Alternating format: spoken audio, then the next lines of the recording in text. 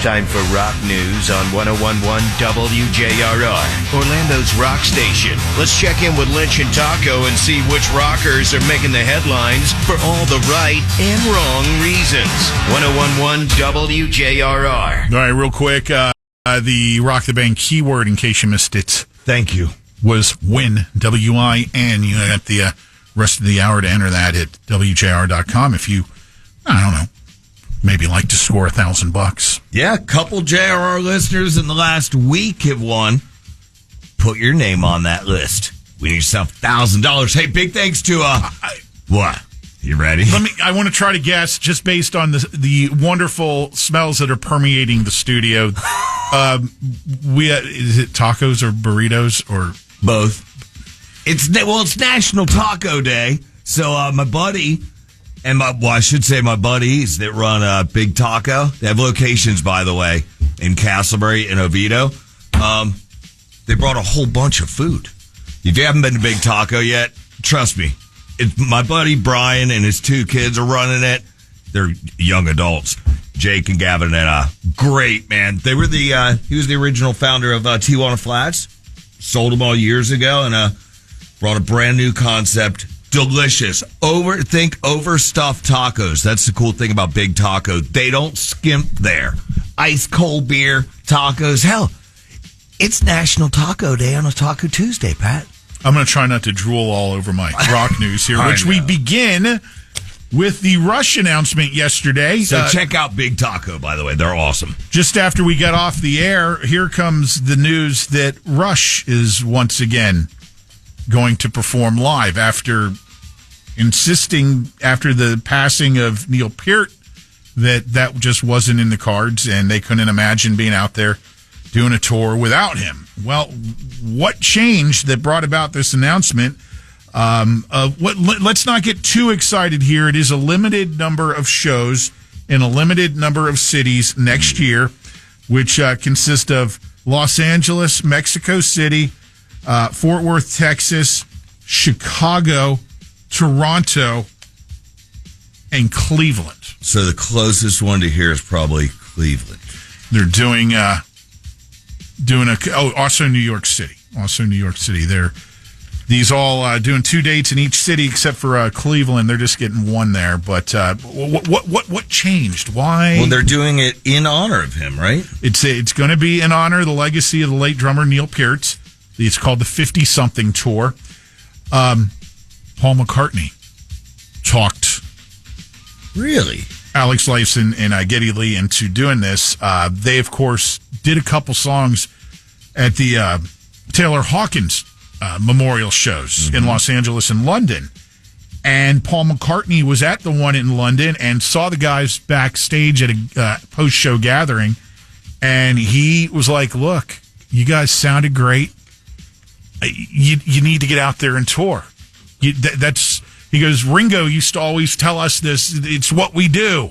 It's what we do. So really, we have Paul McCartney to thank for talking Alex and Geddy into getting back out there and doing their thing. Now, who's going to be on drums? That's my question.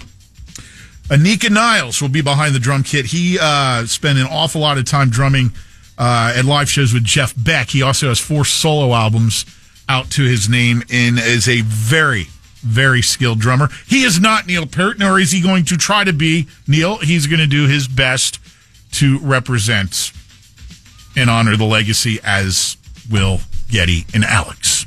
I just really hope, as do a lot of you probably, that they announce the Florida dates. Well, let's take these 7 cities and handful of shows and then see if they do expand on it. You never know. Mm-hmm. You never know. But that is welcome and unexpected news. What else do we got here this week? Let's see. Foo Fighters' new live EP for charity. They just released a new live EP to raise money for charities in those 4 cities that they did their recent pop-up shows in. It's called Foo Fighters Are Playing Where, Volume 1.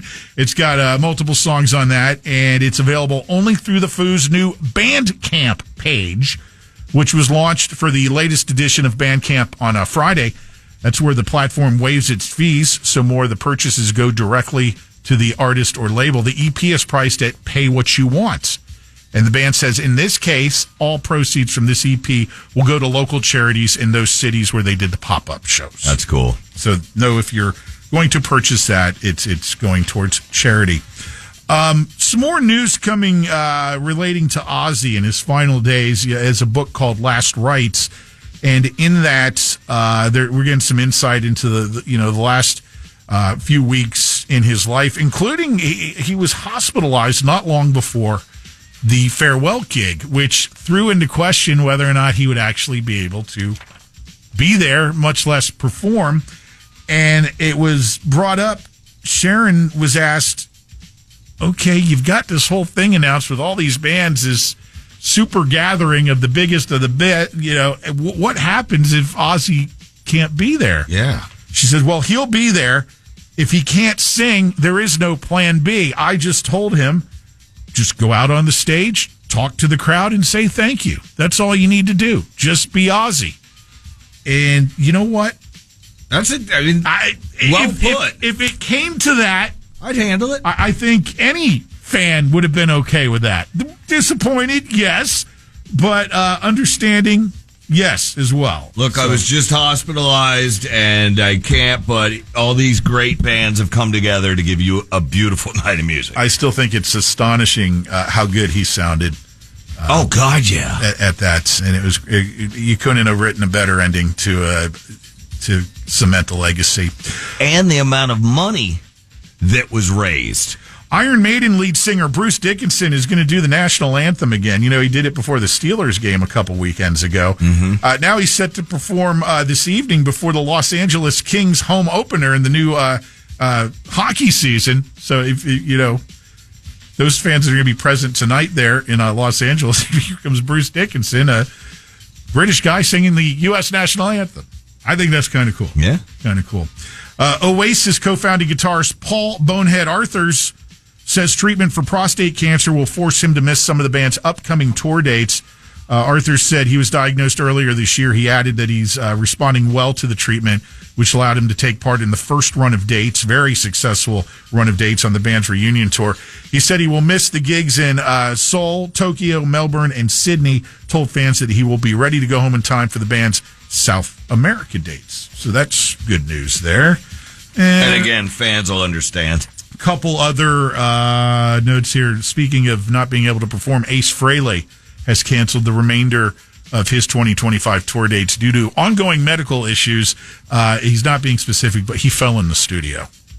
He fell, and the doctor's like, you need to be on the sideline for a while, Ace. So he will be. And Kelly Hansen, who has spent the last 20 years as the lead singer of Foreigner, will pass the baton this weekend at his final show as he is stepping away from the music business after 20 years to do some things in life that he's wanted to do and hasn't had time for. Some bucket list stuff. Exactly. And Luis Maldonado, as planned, who is also in the band right now, will take over the lead vocal duties as well. So, and at least are singing the last 20 years, he's got the cash for the bucket list, right? He'll be just fine. Yeah. And that would be your rock news for this week. We are